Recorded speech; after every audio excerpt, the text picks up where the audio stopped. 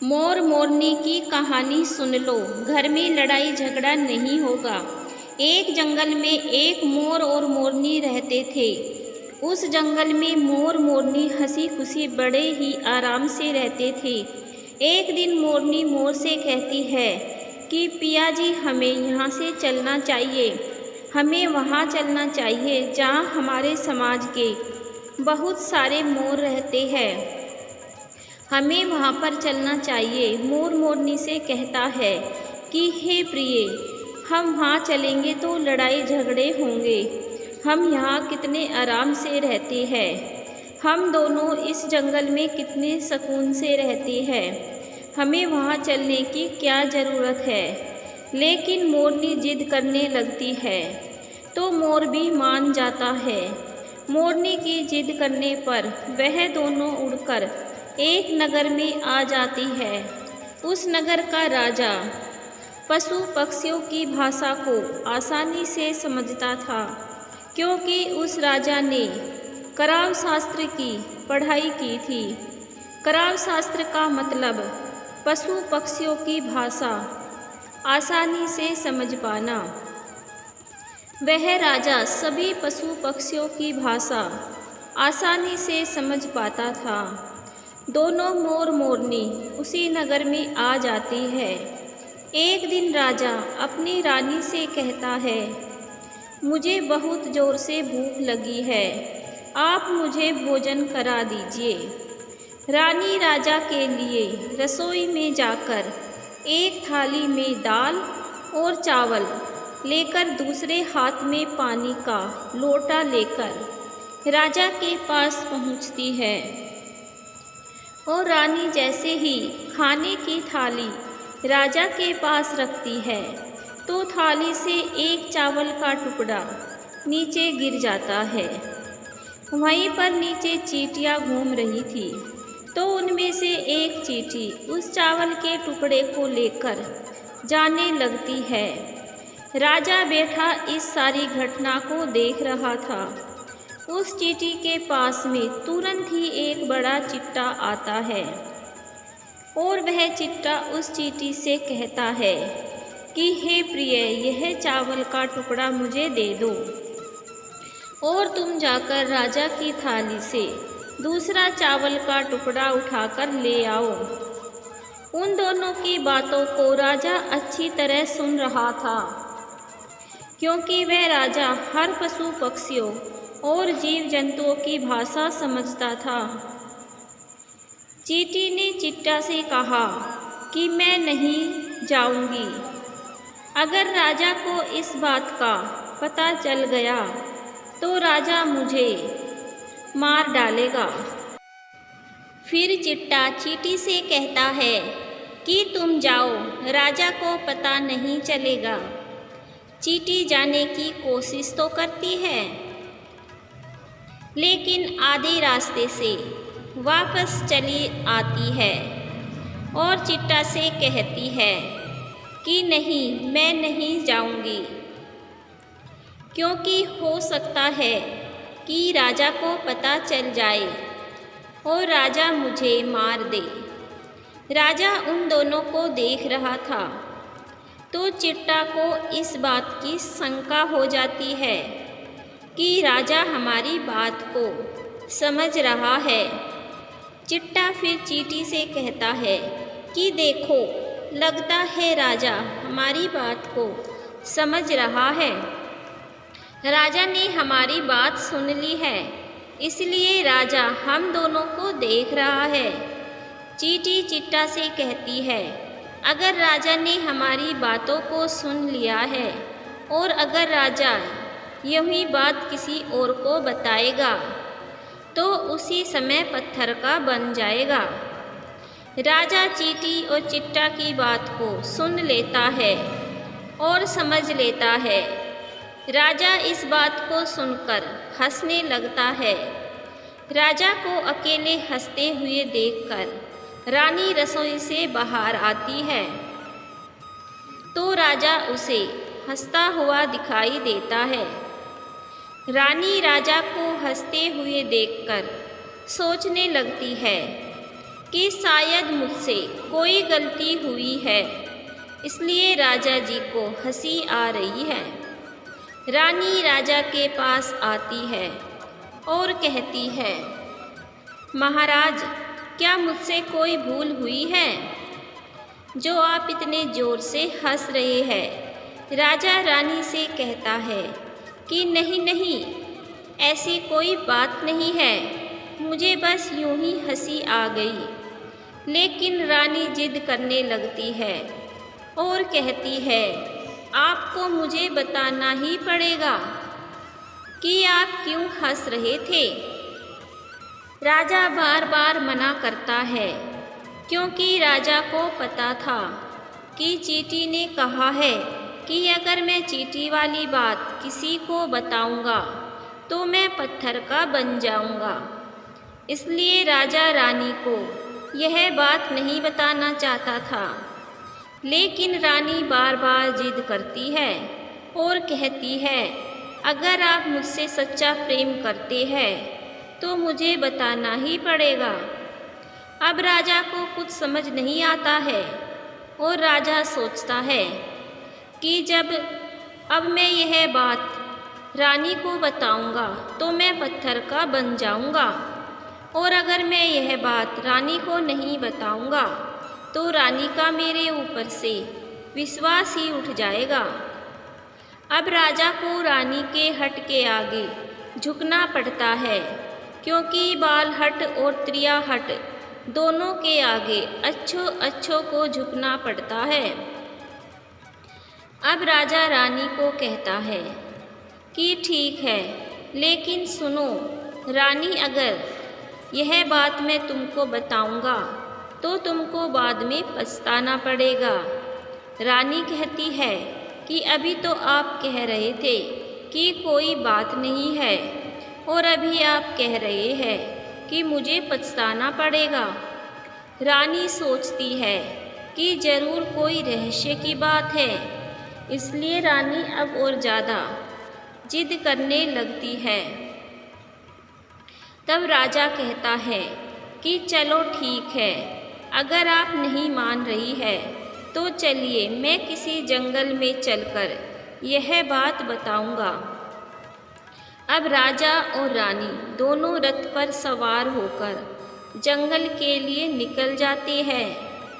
जैसे ही वे दोनों एक घने जंगल के बीच पहुंच जाते हैं तो अब राजा रानी को सारी बात सुनाने लगते हैं।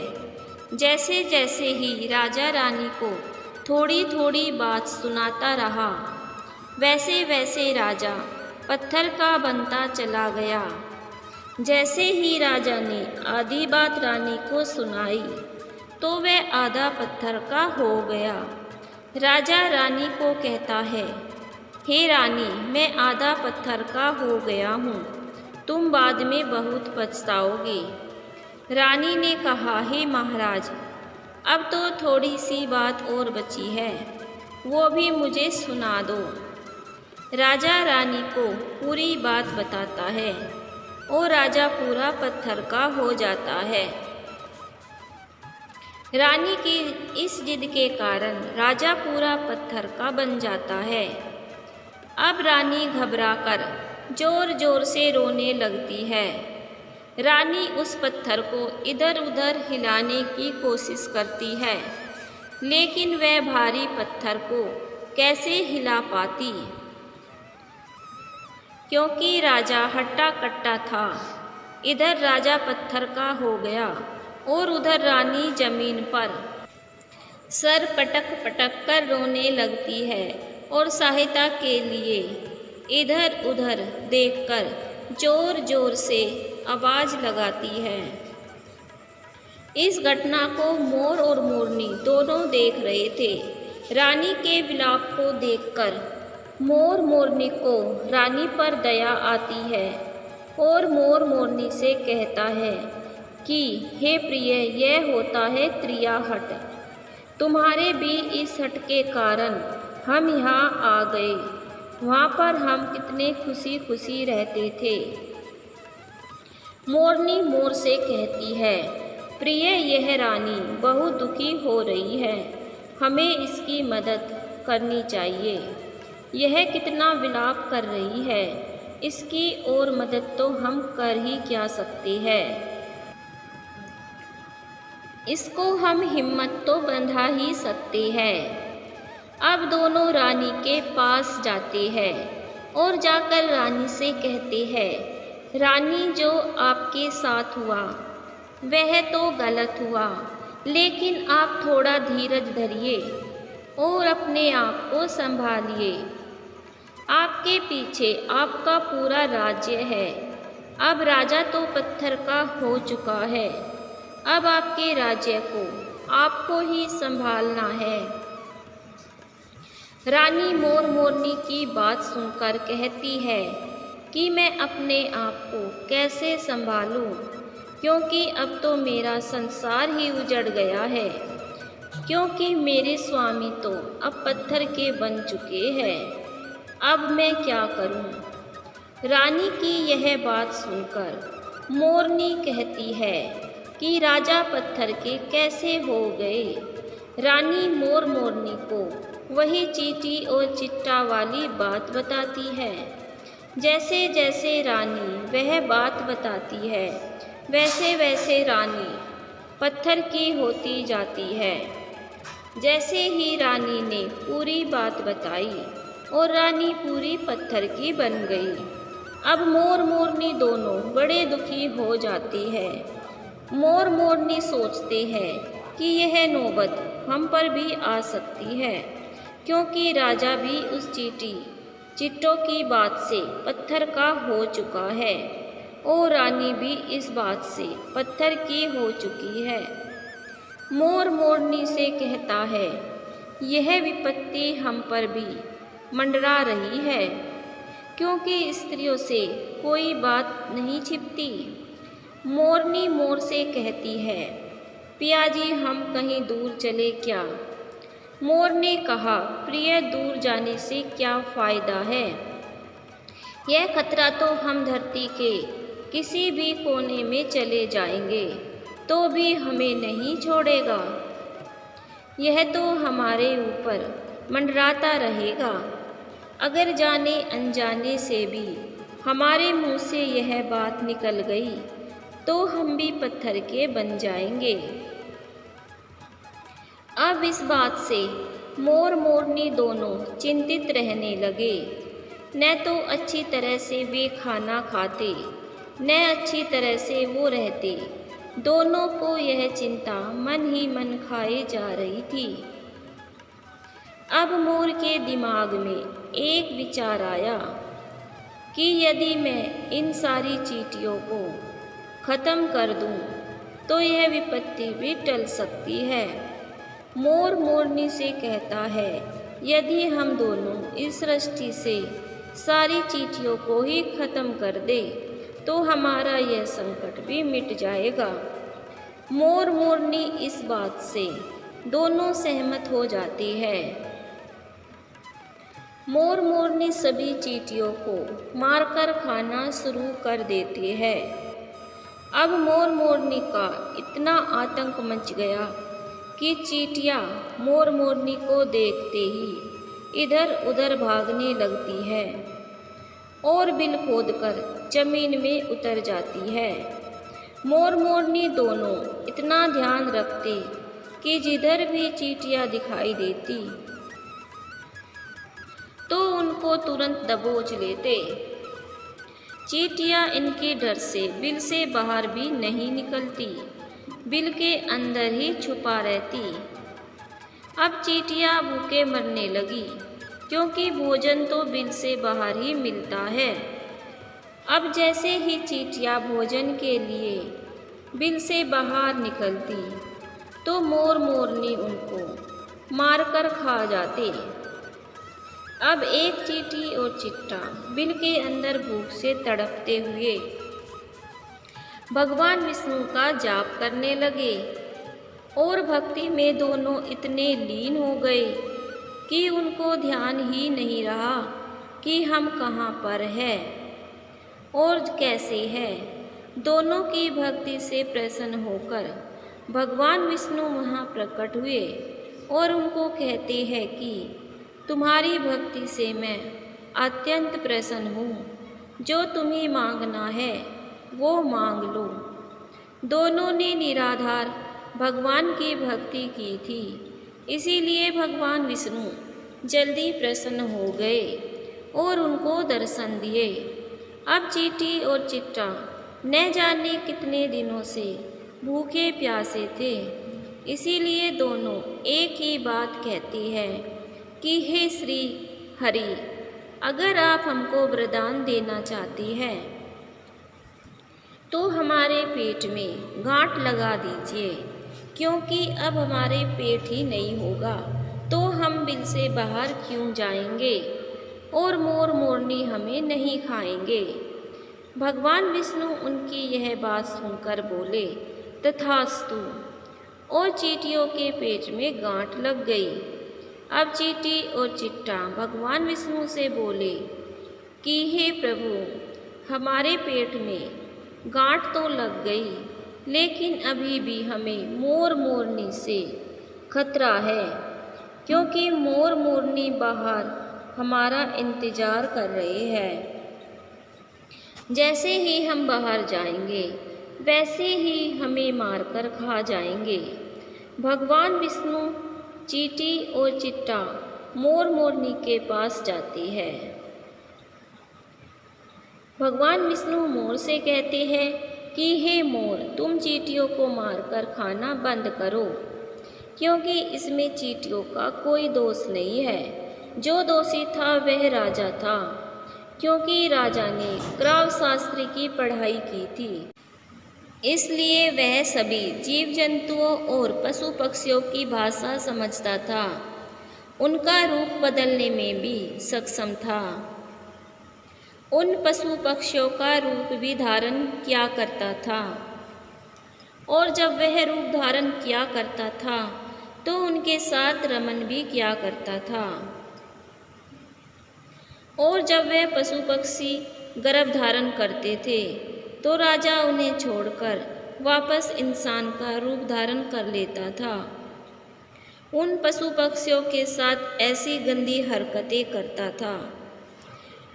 उसकी इसी मूर्खता के कारण राजा आज पत्थर का बना पड़ा है। मोर भगवान विष्णु से कहता है, हे प्रभु, इसमें रानी का क्या दोष है? भगवान विष्णु ने कहा, रानी भी राजा के पाप की भागी है, क्योंकि रानी अगर राजा को रोकती तो राजा इतना बड़ा पाप नहीं करता, इसीलिए वह भी पाप की भागी है। इस कारण वह भी पत्थर की बनी पड़ी है। भगवान विष्णु के समझाने के बाद मोर उनसे कहता है कि हे प्रभु, अगर चींटी चिट्टा की इस बात को हम दूसरों को कहेंगे तो हम भी क्या पत्थर के बन जाएंगे। भगवान विष्णु बोले, चींटी और चिट्टा का यह श्राप अब समाप्त हो चुका है, अब इस बात का कोई असर नहीं होगा। यह बात अब तुम किसी से भी कह सकते हो। अब मोर और मोरनी बहुत खुश हो जाती है और भगवान विष्णु भी अंतर्ध्यान हो जाती है। मोर खुश होकर नाचने लगता है। खूब नाचने के बाद मोर नीचे अपने पैरों को देखता है और रोने लगता है कि मेरा शरीर तो कितना सुंदर है और मेरे पैर फटे हुए हैं, क्योंकि दोनों ने चींटियाँ खाई थी, इसीलिए मोर मोरनी के पैर फट गए। अगर इंसान भी चींटियों को खा जाता है तो शरीर पर छोटे छोटे दाने निकल आते हैं और शरीर फटने लगता है। मोर जोर जोर से नाचता और अपने पैरों को देखकर रोता। मोर की आंखों से आंसू बहते तो मोरनी मोर को धीरज बंधाती और उन आंसुओं को अपनी चोंच से पी जाती। इस तरह से हर बार मोर जोर जोर से नाचता और रोता तो मोरनी मोर के आंसुओं को पी जाती। मोर मोरनी के प्रेम को देखकर भगवान विष्णु ने फिर दोबारा उन्हें दर्शन दिए और उन्होंने कहा कि तुम्हारा यह प्रेम हमेशा इसी तरह बना रहे, तुम धन्य हो। अब यह भगवान का आशीर्वाद है या श्राप? मोरनी मोर के आंसुओं को पीने से गर्भवती होती है। वीडियो अगर पसंद आया हो तो वीडियो को लाइक और चैनल को सब्सक्राइब जरूर करें और अपने दोस्तों के साथ भी शेयर करें। धन्यवाद दोस्तों।